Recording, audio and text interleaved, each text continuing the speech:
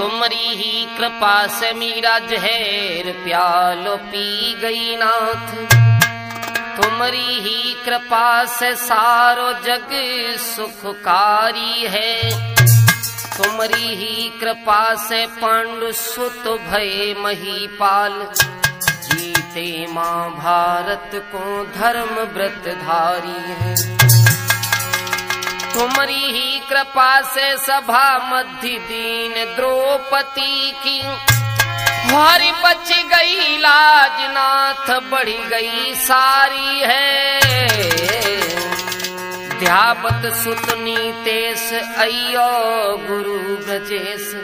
बड़े भैया बुधेश संग बांके बनवारी है। आदरणीय श्रोता बंधु, उपस्थित हम उम्र साथी, आज हम उपकार कैसेट के सौजन्य से आप लोगों के बीच में एक कहानी जो लेकर के आए हैं। महाराज गंधर्व जो हुए थे, उनके एक पुत्र था जिसका नाम था गिरंध। कैसा राजा था गंधर्व?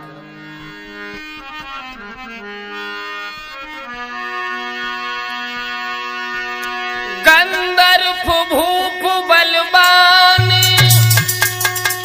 सुनो दे ध्यान सभी सरदारी। और चंद्रकला है नाम की के नारी प्राण न प्यारी।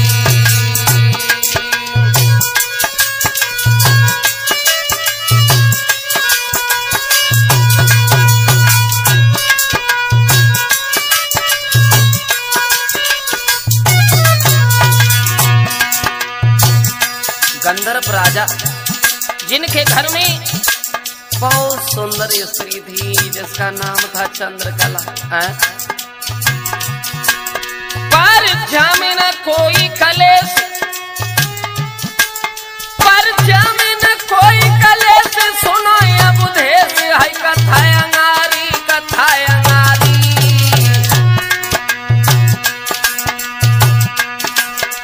राजा की करत बड़ाई सब नर नारी। घर घर में करत बड़ाई सब नर नारी।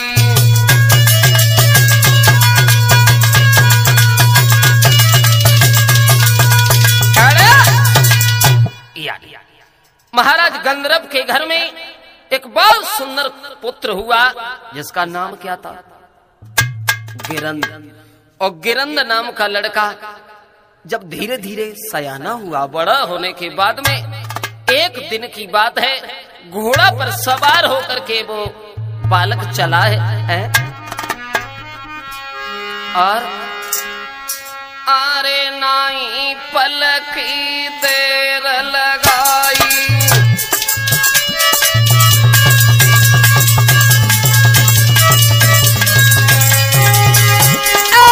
नाई पलकी देर लगाई। और न असलया सजवाई।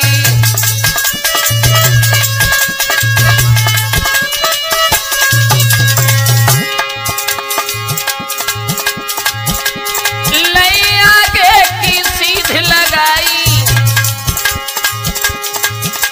उस लड़का ने घोड़ा पर सवार होकर के उस नंगर को देखने के लिए निकला, कौन क्या करता है क्या नहीं करता है। लई आगे की सीध लगाई।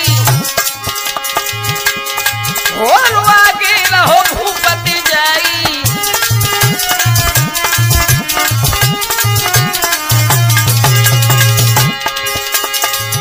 अरे बेटा बढ़ के चलो आगे को, पहुंचो है सरयू की पारी।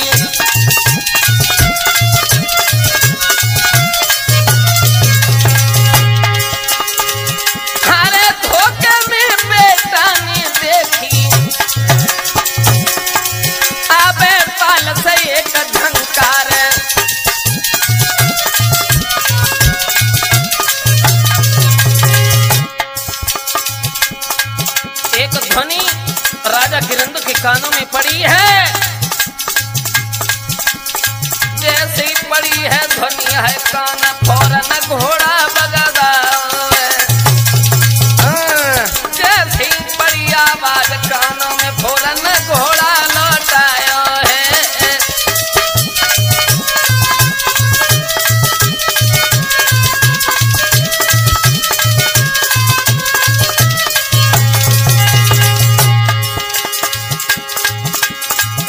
घोड़ा लौटाओ है गिरंद घोड़ा बगदाओ है, मुन्ने से घोड़ा लौटाओ है। हाँ, जैसी बड़ी आवाज कानों में उमें से घोड़ा लौटाओ है।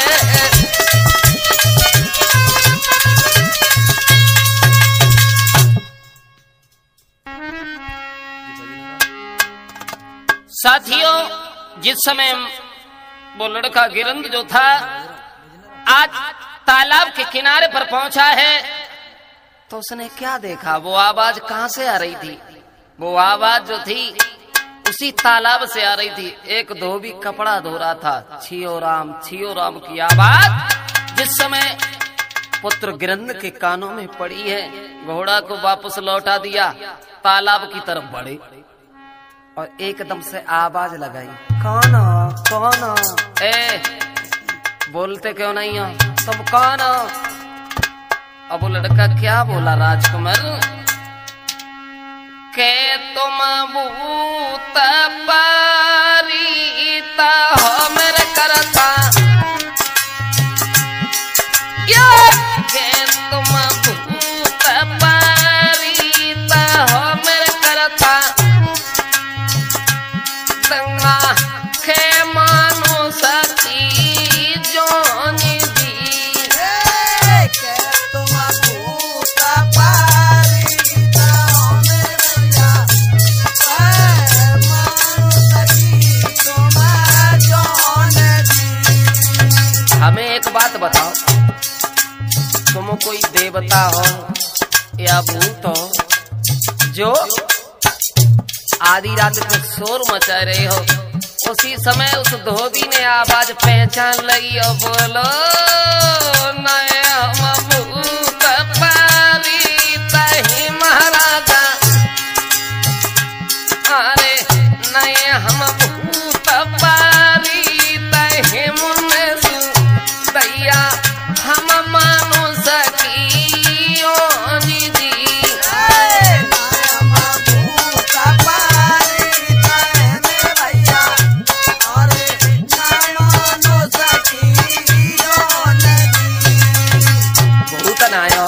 परी तनायो, कोई देवता नहीं, लेकिन हमें एक बात बताओ, को हम धोबी जो शैतानों के अंदर पे आए हो, और एक बात बता, कौन के धोबे का पड़े मेरे धोबी, हाँ कौन के धोबे का पड़े मेरे धोबी, दैया को तो धुलावे आधी राती दी, कौन के धोबे का पड़े मेरे भैया, अरे कौन तो धुलावे आधी राती दी। जे कपड़ा किन के धो रहे हो, ऐसा को है जो तुमसे आधी रात बजे कपड़ा धुलवा तो है? बोला ना। उसी समय शैतान का लगे, भैया हम धोबी हैं, हम कपड़ा बेबसी में धोते, क्योंकि हम आओ तो जय रोजगार हुआ और बकसे तो पूरे बैठे रहता है द्वारों पर, हाँ हम ही सियाने हो जाता है। उसी समय राजा गिरंद कहने लगे, एक बात बताओ, ऐसो को है जो कपड़ा धुलवाते? कान लगे तुम्हें ना मालूम? हाथ जोड़ी धोबी कहे मेरे राजा, ये हाथ जोड़ी धोबी कहे महाराजा, हम सच बताई बात दी, हाथ जोड़े धोबी कहे महाराजा, हम सच बताए बात दी, अरे दोना पटवा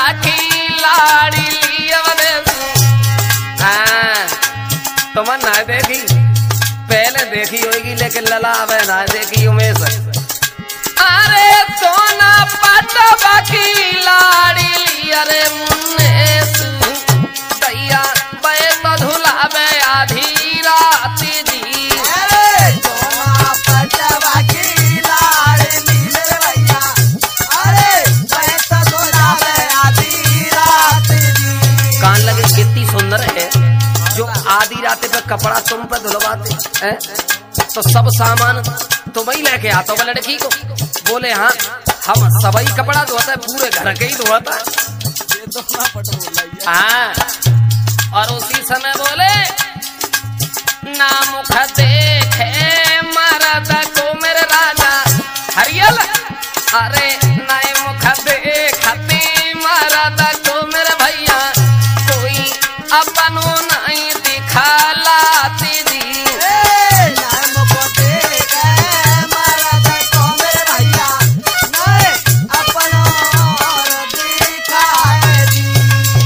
बकाऊ मर्द को मोह नाए देखे चाहते और नाए बापाओं का दिखाए चाहते। कान लगे ना पाँव दिखाए चाहते ना देखे चाहते। एक बात बताओ अगर इतनी सुंदर है तो हम मिले कैसे माता। अब राजा भाई बात अब धोबी का चुका ही ना है सको। बोलो अगर तुम मिलबो चाहता तो एक काम करो। क्या करवे पड़े तो बोलो। अरे घोड़ा तो बांधो जाई वृक्ष से अरे महाराजा भैया खोली धरो हथियारी जी। घोड़ा बांधो जाई वृक्ष से महाराजा खोली धरो हथियारी जी। घोड़ा जो घोड़ा ना है जाए जाई वृक्ष से बांधे और जैसे हम कपड़ा धो रहे हैं भेष बनाओ तुम धोबी को अरे मेरे राजा। अरे भेष बनाई ले धोबी को अरे महाराजा गंगा देवा पास्त्र उतारी जी।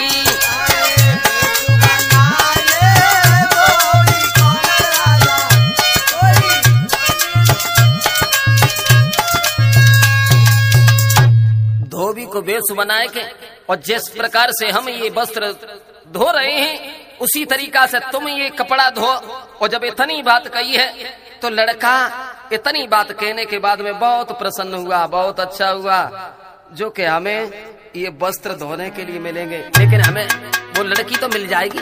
हाँ लड़की मिल जाएगी ऐसा ही नहीं।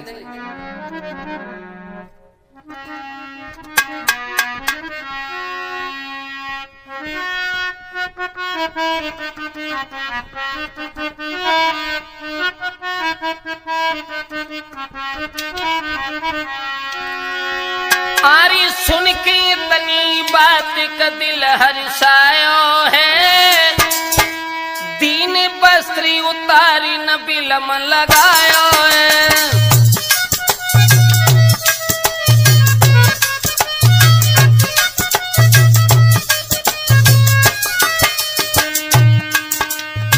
सुन के तनी बात बड़ो हर्षायो है दीन बस्त्री उतारी न बिलम लगायो है।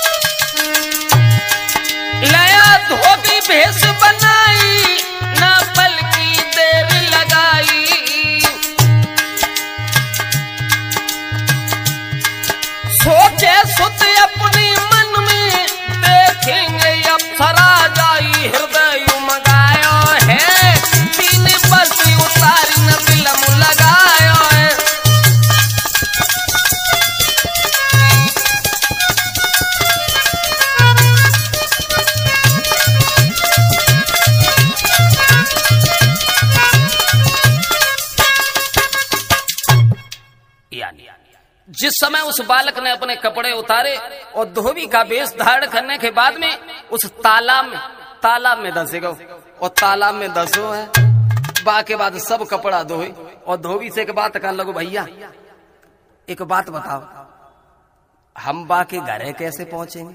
कपड़ा देवे जाए तो बा के घरे कैसे पहुंचेंगे? तो धोबी कहने लगो, एक बात कहीं देते हैं, जो हमारो गधा ना है, गधा जो रोज ही ना आतो जातो रहो बा घर और तुम जाई के सारे ते ओरे घल्लो बाके पहुंच जाओगे। ध्यान रखना, ध्यान रखना। क्या एक औरत के चक्कर में और वे पड़े गए। ये मन बहुत बड़ा चंचल होता है। अवधेश भैया बताया कि मन मान तुनाई अब कहाँ करी,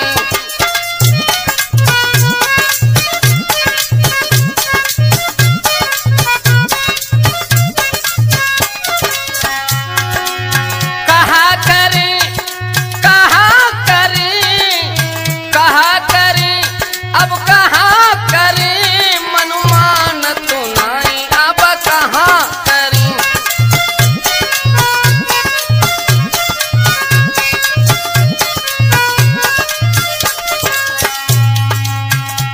मन में जो भी बस जावे,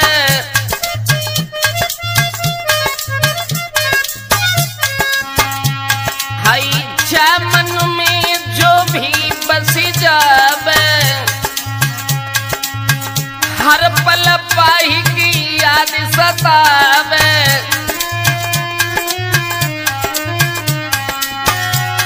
हरी बिन देखे नहीं चैन पर, हाय बिन देखे ना चैन पर, मन मान तू नहीं अब कहाँ करी।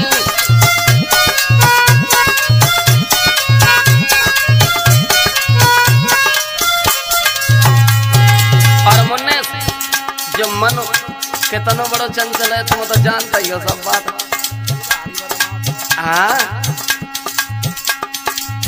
है ये मन भ्रात अलबेला,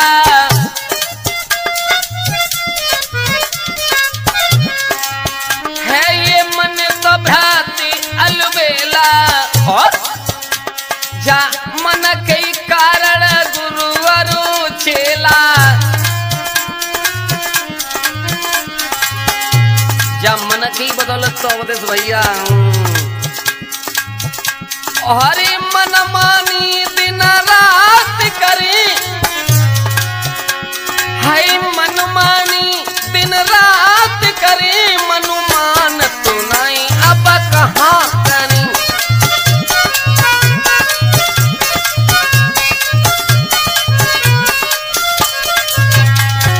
कहाँ करे राजा कहाँ करे, मनु मान तू नहीं अब कहाँ करी।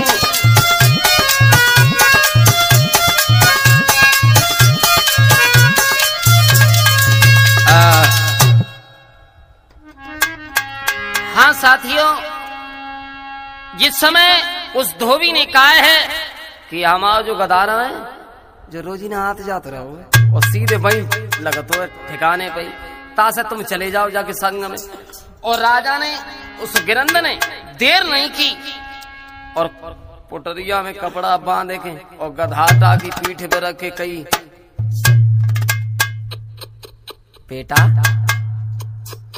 बेटा चल बढ़, बड़े आगे को चल चल। और आगे लेके गधाटा को चल दे। और जब गधा को लेके आगे चले वो आस जो था आगे बढ़ा और भाई लड़कनी के द्वार पर जाके पहुंचेगा उमेश भैया। और जब द्वार पर जाके पहुंचेगा वो आवाज उन्हें लगाई, अरे फौरन दैया बाज लगाई।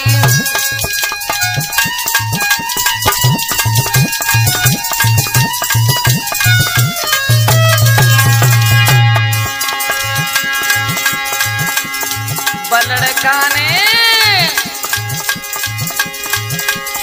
चीनी है आवाज लगाई, भेजिन पादी दई पठाई।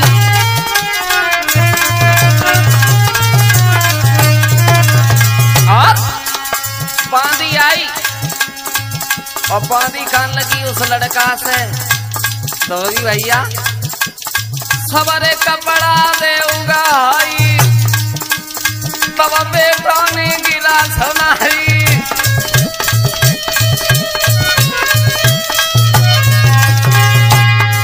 और ऐसे कपड़ा दी है नाई बांदी, सुन ले अरज हमारी। अरे मेरे सामने हाई रानी को बांदी भेज दिए तत्काली।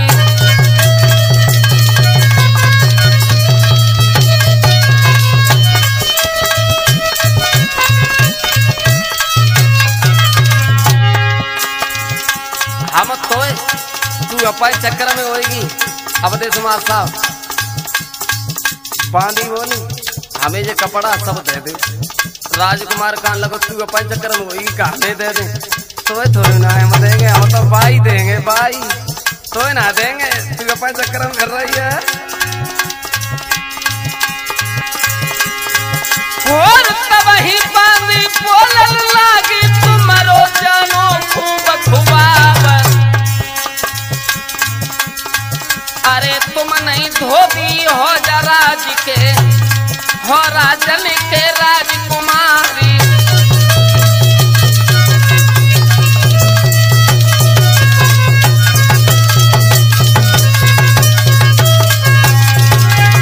और उमेश भैया बांधी कान लगी हमें दे दो ना। अरे दे दो ना। लड़का कान लगो तुम्हें काऊ कीमत बनाए। देखो देखो मुँह देखो कैसे करेगा। तुम्हें बिल्कुल ना देंगे। तनिका भेजो हाय रानी को, तनिका भेजो हाय रानी को, धोबी ने बात बताई। तनिका भेजो हाय रानी को, धोबी ने मोई बात बताई है।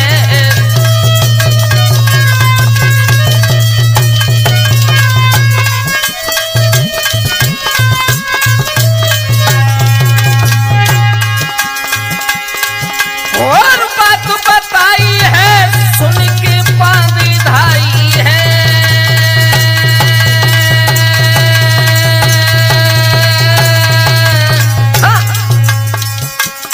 तनिका भेजो बाय नारी को, धोबी ने मोई बात बताई है।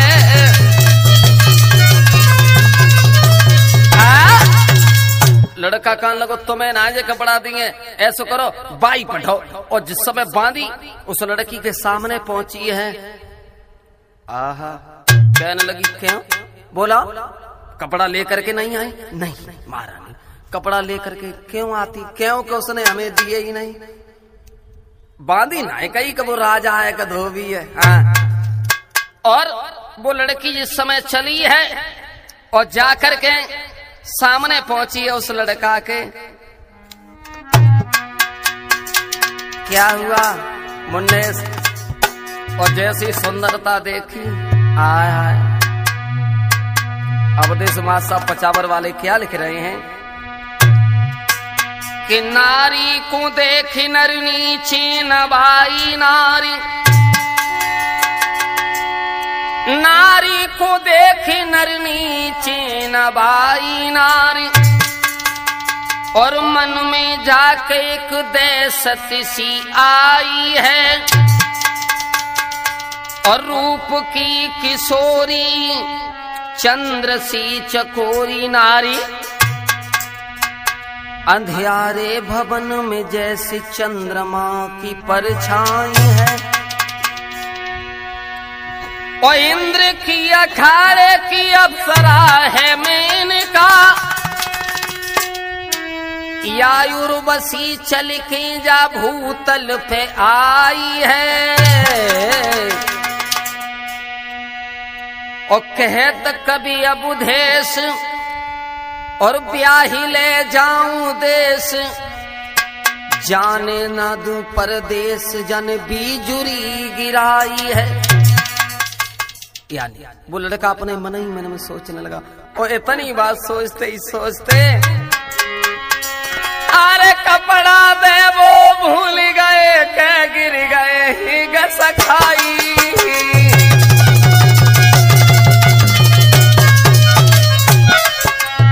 अब कपड़ा दे वो भूल गए हाय गिरे धरन गसखाई।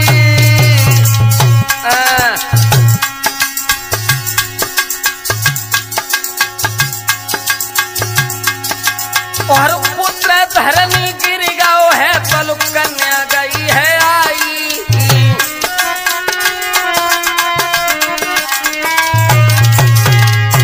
वो लड़की पास में आके कान लगी है एक बात बताओ तुम इतनी क्या बात बनी तुम्हारे ऊपर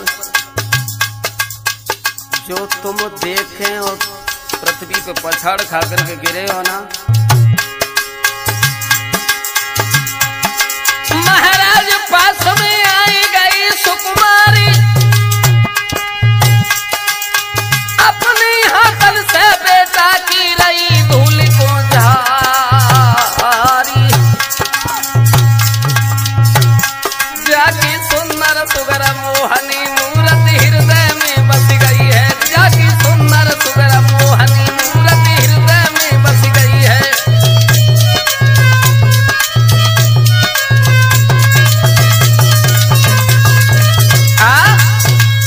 आज वो लड़का पृथ्वी पर जिस समय पछाड़ खा करके गिरा है वो लड़की कहने लगी है धोबी एक बात बता तू रोजीना आता है और रोजीना जाता है लेकिन क्या तुझे बात हो गई। और वो लड़की बोली अरे नेतया बन नेता जा बनो मेरे धोबी। नेतया बन नेता जा बनो मेरे धोबी कैसो गिरो धरनी कसू खाई दी।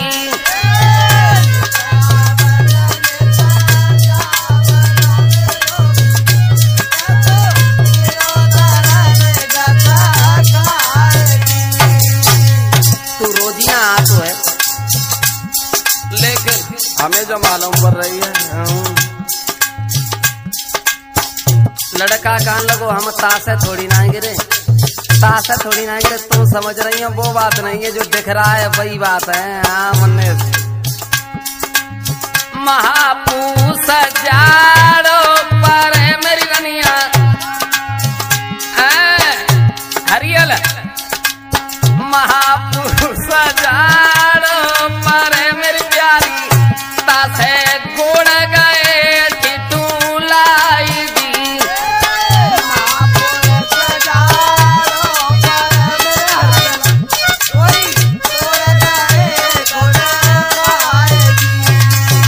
लड़की कान लगी तास है ये गोड़ इन्हें गोड़ने में तुम्हारे बिना हरियो में बुलाए कि जे बजावा दी है जो।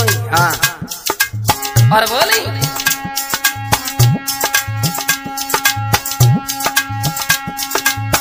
छलिया लागत मोकू है अरे धोबी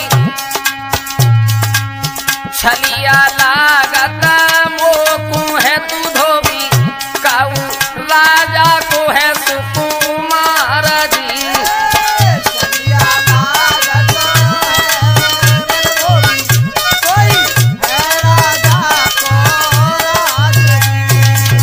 खाल काड़ी भूसू भारी हो धोबी।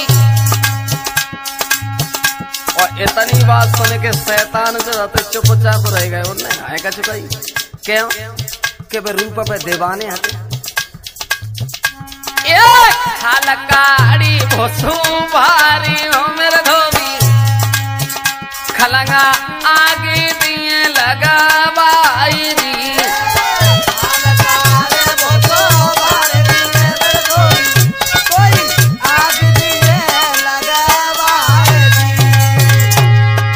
उसी समय लड़का कान लगो अरे राज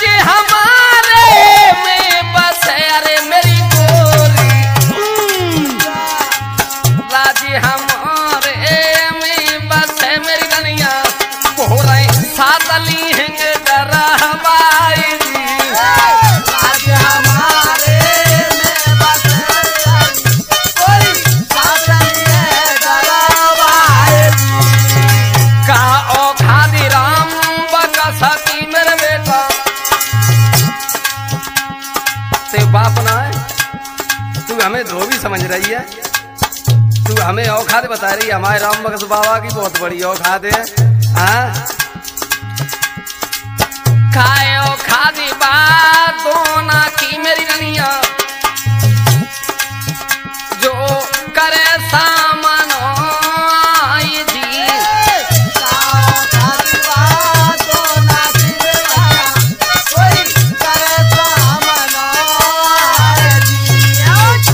अपने बाप की धोस दे रही होगी ना अरे तो ना मालूम शासन किनको है हमारे बाप की जागीर है जागीर सुन रही है हमारे मौला भैया की पूरी जागीर है और तू हमें इतनी बड़ी धोस दे रही है और लड़की ने इतनी बात जैसे ही सुनी और धोखा हो गया बहुत बड़ा धोखा हो गया बहुत बड़ा धोखा हो गया क्या करें क्या न करें और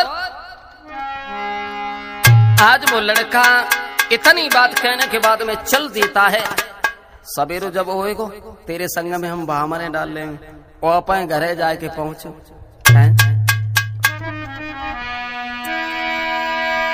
अरे चली दो घर को राजकुमारी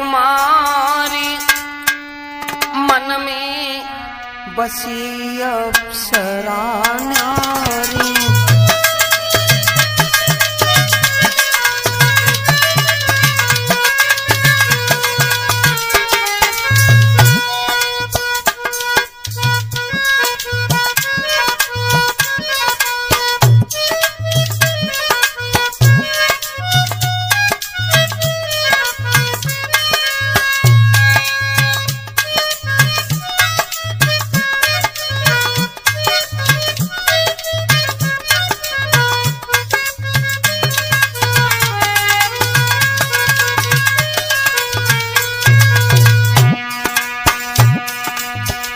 घर को जैसे ही वो लड़का चल दो और सोचने लगो अब क्या करें क्या न करें मन में बस रही उर्वशी प्यारी हाँ मन में बस रही उर्वशी नूर कैसे चाल बनाऊं घरवारी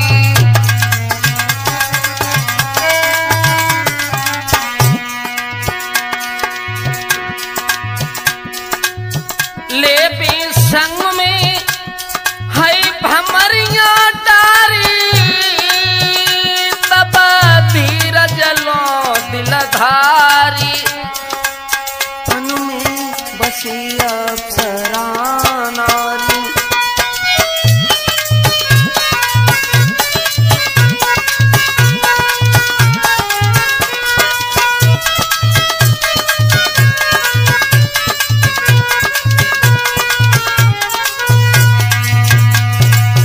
और सोचन लगो जाकी सूरत का बताएं इतनी सुंदर है वो लड़की जाए हम देखे हैरान है गए और सोचन लगो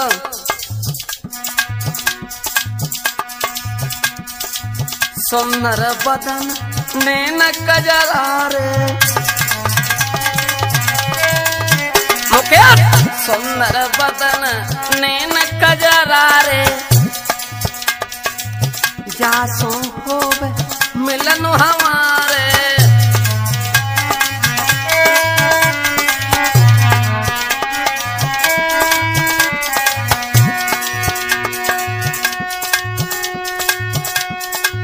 कैसे अब दिल हाय धीरज धारे सुनियो मुन्ने सकुमार से मिले अप्सरा नारी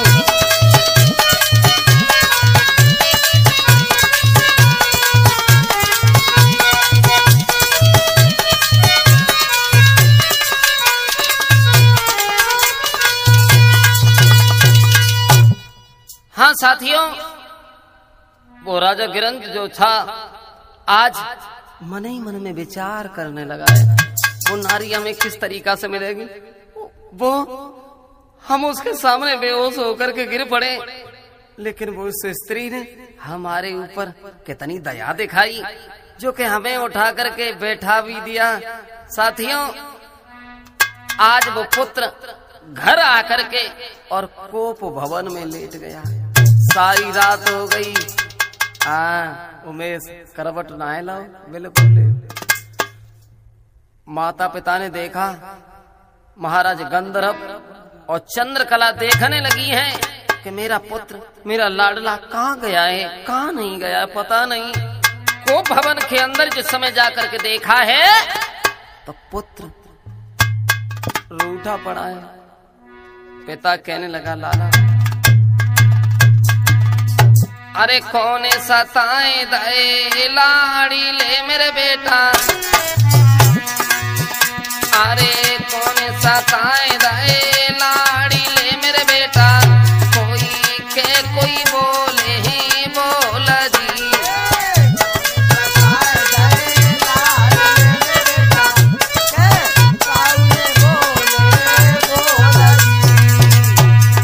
बताओ, काऊ ने कछु तुमते कही है, अब एलो तो तुमते काऊ ने कबू कछु कही ना, लेकिन अब केना की हिम्मत है गई जो तुमसे ऐसी बात कह दई। अरे कौन सताए दे लाड़ी ले ओ में भैया के कहूँ बोले बोल दी।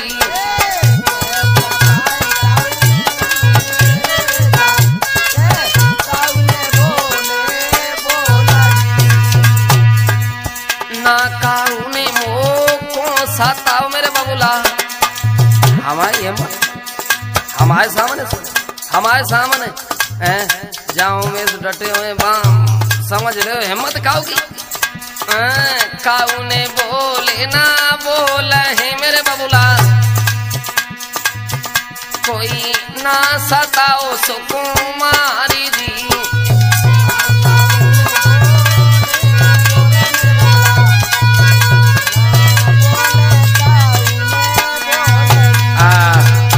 काऊ ने हमसे कछु नाए कही, और जब इतनी बात कही लल्ला तुमसे काऊ ने कबहू कछु नाए कही, फिर तुम रूठे क्यों पड़े हो? बोला लड़का का लगो का बताए, का बताएं पिताजी, बदौना पटवा की बिटरिया ना है, पटवा की। और बोलो बाकी सूरत हमारे हृदय में समाये गई है, बाकी सुंदरता देखे बहुत बड़े हम हैरान हैं। कि चंचल चपला नारी, कि चंचल चपला नारी और चित को चुराई के चली।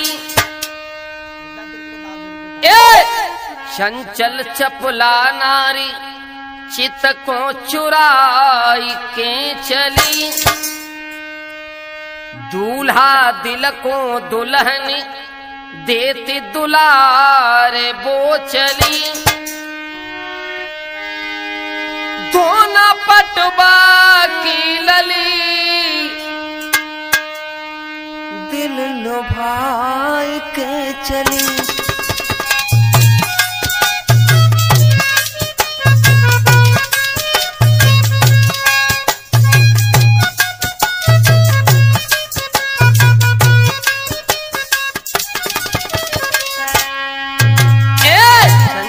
चपला नारी चित चुराई के चली, हाँ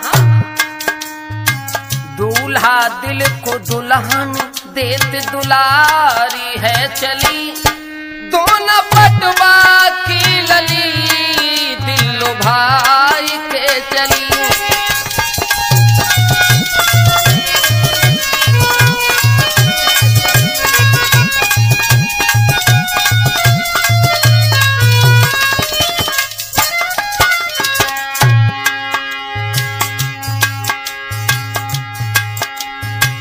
चोली पे घांगरो पेनो चूनर ओड़ी न्यारी सुंदर फूल जड़े तायू पर घोटा जड़ी किनारी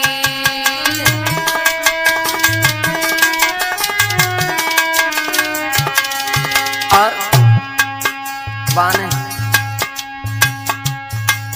ये तो श्रृंगार कर रखो तो पिताजी, बाकी सूरत ना हमारे हृदय में समाये गई है।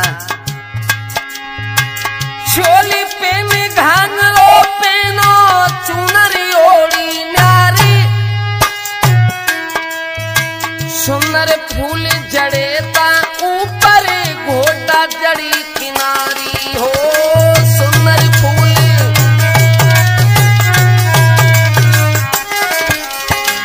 और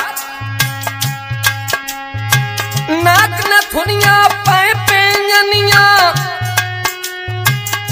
बाकी नाक में नथुनिया पाए में पायल बहुत चमचमा रही है। हाय नाक नथुनिया पाए पेंजनिया माथे बेंदी न्यारी हाथ मुदरिया सोही बाके भरी अंगुरिया सारी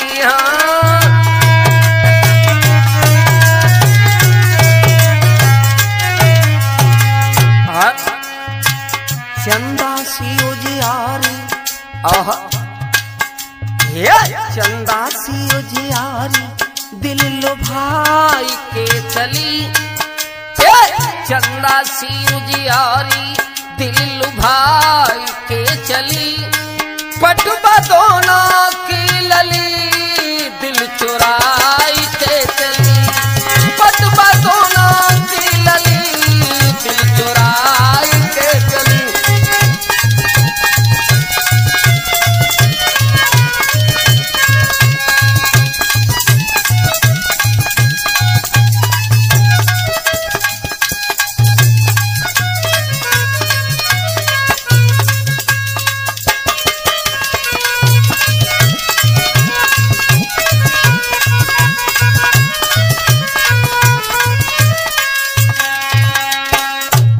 साथी और लड़का ने जब इतनी बात कही है पिताजी, पटवा दोना की छोरी हमारे दिल को लुभाई गई है, बस दिल में बस गई है। और लड़का बोलो अरे मोहनी मूरती नारी की मेरे बबुला कोई दिल में गई ऐसा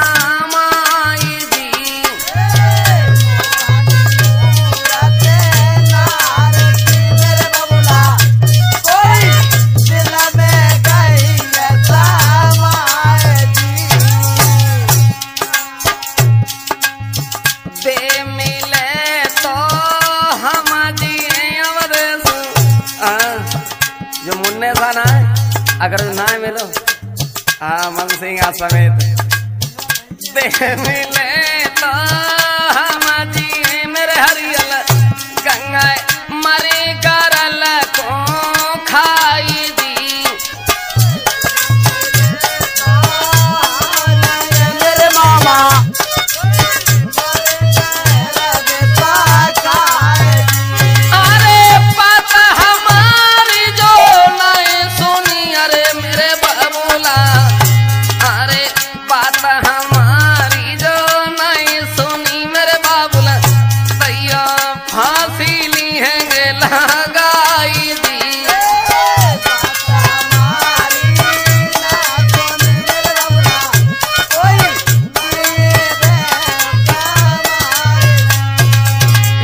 की इतनी बात सुनी सोचने लगे अकेलो लड़ेगा और ब्याह ना करो तुझे मरे दारे।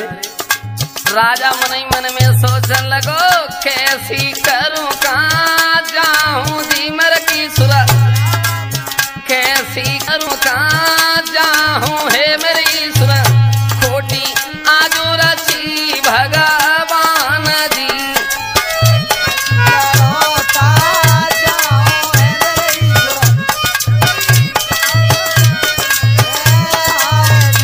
अरे मन इच्छा ना भाई जो है बेटा छाना है रही मेरे पुत की तो जू देवे अपनी जान जी।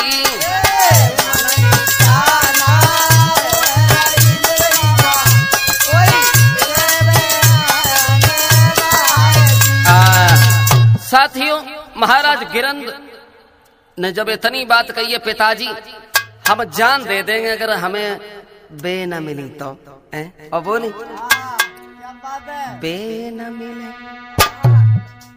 बे न मिले, बे न मिली,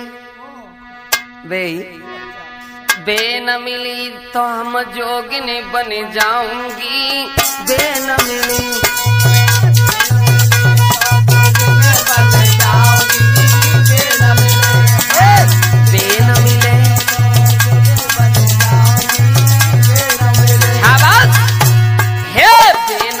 तो हम जोगी बने जाएंगे, बे न मिले तो हम जोगी बने जाएंगे, बे न मिले। अगर अभी हमें ना मिली पिताजी तो हम जोगी बने के घूमे चाहे स्वामी भक्तानंद के आश्रम पर पुनू में हमें गुजर करे में पर, लेकिन हम जिंदा ना रहेंगे, हम मौन आए दिखाएंगे।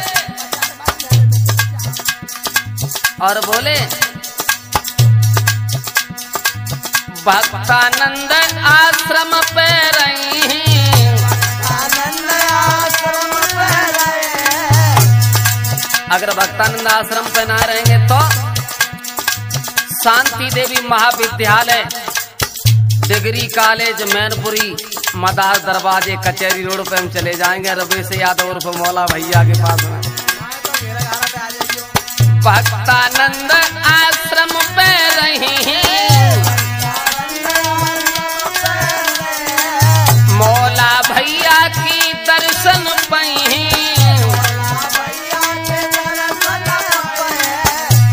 और सारी उमरिया को सारी उमरिया को चपरासी बने जाएंगे, बे न मिले, बे न मिले तो हम जोगी बने जाएंगे।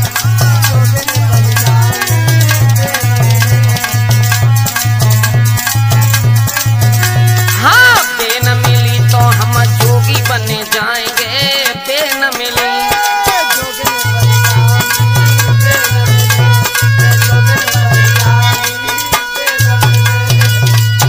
कान लगे, अगर बे हमें ना मिली तो हम जोगी बन जाएंगे। साथियों, जिस समय इतनी बात कही है तो राजा ने आज देर नहीं की और सिपाहियों को बुला करके कहा है चले जाओ, जाओ तुरंत जाओ, और वो दोना पटवाना है भाई बुलाए कि कचहरी के अंदर लेकर के आओ। और सिपाही चले, अरे ले आ गया सिपाही चले मेरे भैया, कोई पलक न देर लगाई दी।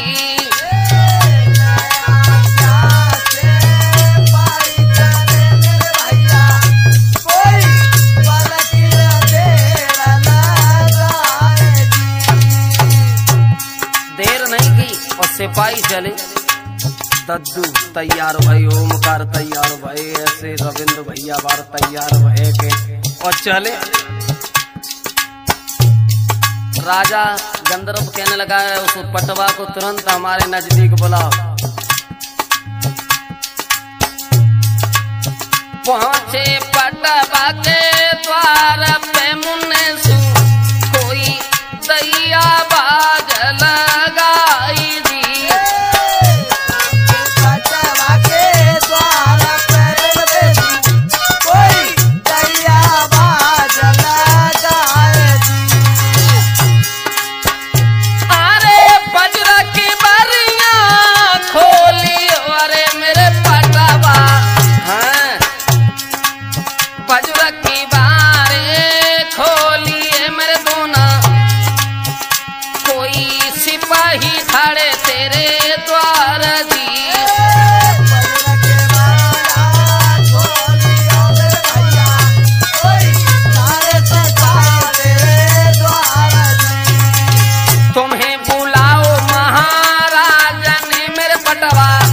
पटवा सुन रहे हो?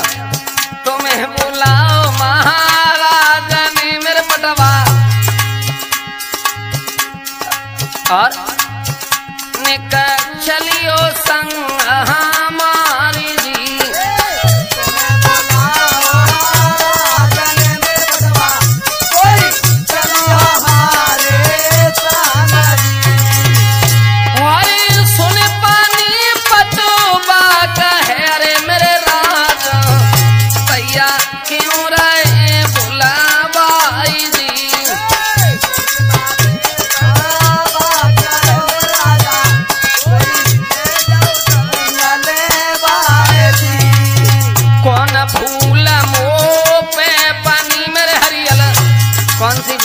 बन गई जो अरे कौन भूल हमसे बनी गुप्ता जी काए घर में रहे हैं बुलाबाई जी। कौन भूल हमसे बनी मेरे भैया कोई घर में रहे बुलाबाई जी। सिपाही कहने लगे हमें मत पूछो क्यों बुलवा रहे हैं क्यों? अरे संग हमारे अरे मेरे पटवा उनसे बात लियो करवाई जी।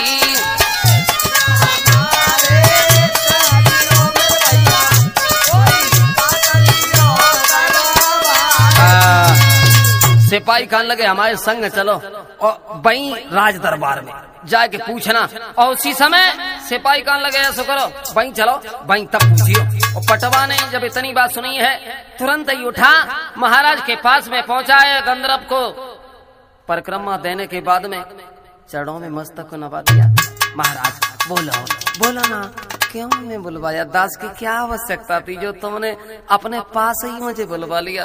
महाराज गंधर्व कहने लगे पटवा एक बात सुनो, तुम्हारी लड़की है जो ना गांगदेव, अगर कऊ पटवा के लिए चलेगी तो पटवे न बजेगी। तास ऐसा करो हमाओ अकेले लड़ेगा है गिरन बा अकेले ब्याह कर दे। पटवा कान लगो हम अपनी बिटिया को पूछ लें। और जब गांगदेव के पास में आज पटवा चला है राजा की आज्ञा लेने के बाद में तो गांगदेव से पटवा कहने लगा लाली एक बात कहें? हाँ बोलो पिताजी क्या कहना चाहते हो? जो राजा का लड़का है गंधर्व का गिरन आहा वो तो उस दिन धोबी का वेश धारण करके मेरे पास आया था परीक्षा लेने के लिए। वही तो बात है और कोई बात नहीं है।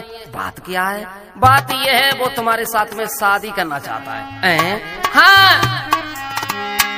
और गांगदेव ने जब इतनी बात सुनी है गांगदेव कहने लगी है ऐसे हम शादी नहीं करेंगे। कैसे शादी करेंगे? हमारी 3 शर्तें हैं। का एक तो अपने घर से लेके और हमारे घर लो सुरंग खुदवाए, और दूसरी शर्त ये है हम स्नान करेंगी वस्त्र नहीं धोएंगी, और तीसरी शर्त तो बहुत कर रही है खान लगी हम रात को अपने पिता के यहाँ रहेंगे और दिन को 8 बजे जाएंगे सवेरे संजा के 4 बजे भाजे आएंगे, लेकिन वहां आए रहेंगे। साथियों ऐसा ही हुआ। आज महाराज गंधर्व से जाकर के दोना पटवा ने सारी कहानी कह सुनाई है। गिरंद कान लगो पिताजी चाहे कछू है जाए लेकिन शादी बाई से होगी, शादी बाई से होगी। और गिरंद ने जब इतनी बात कही है साथियों आज शादी की तैयारियां होने लगी हैं। और ऐसा ही ना है, और जब शादी की तैयारियां हुई तब अरे शादी की तैयारी भई अरे मेरे भैया कोई साजे अति सामान जी।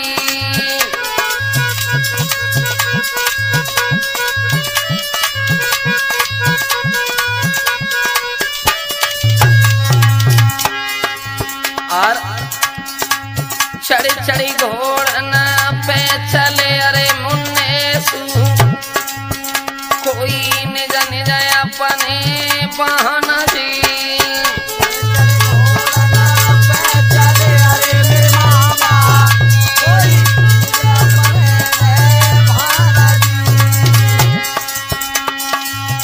अरे तो ना पटवा की लाड़ी, अरे मेरे भैया कोई दया करी डोले सिंगार जी।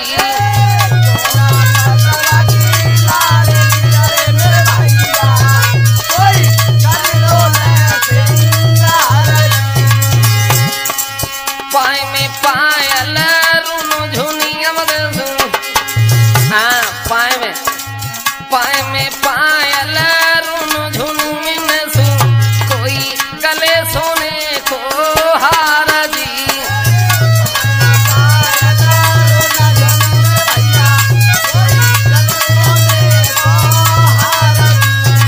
और जब शादी दरवाजो हैवे के बाद में शादी भई, अब लड़की रोजीना जो शर्तें माने मंजूर करी थी संजा को पिता के घरे रहे सवेरे ही चली आए।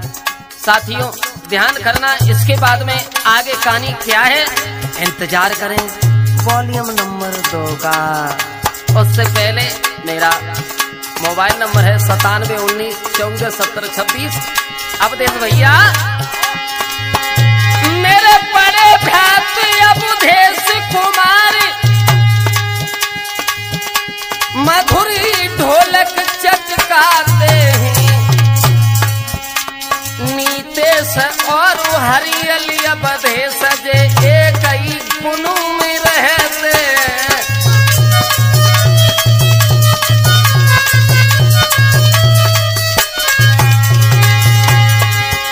उमेश यादव महुआ हार के और विशेष सहयोग देते हैं, इनको नाम उमेश एलानी है, बड़े प्यार से नीतेश कहते हैं।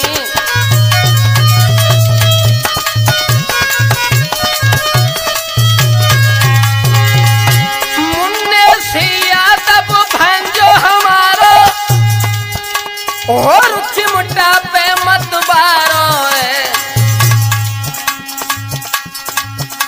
मोहनी मूर्ति सुंदर चेहरा मोहन को बसने बारो है।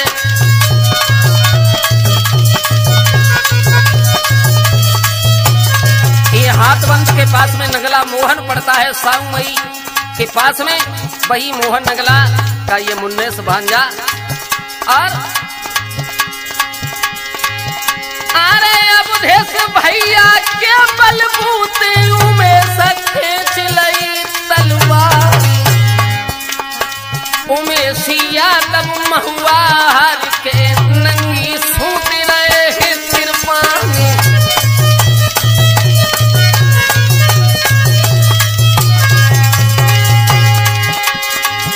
नीतेश कुमार की हैया बाज में गुप्ता जी ने दे जुलम गुजारी।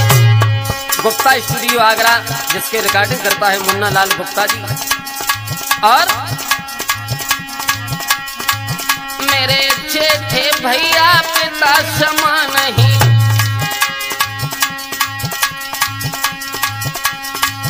मेरे जेठे भैया पिता समान ही, कहाँ तक कहीं नीतेश कुमारी।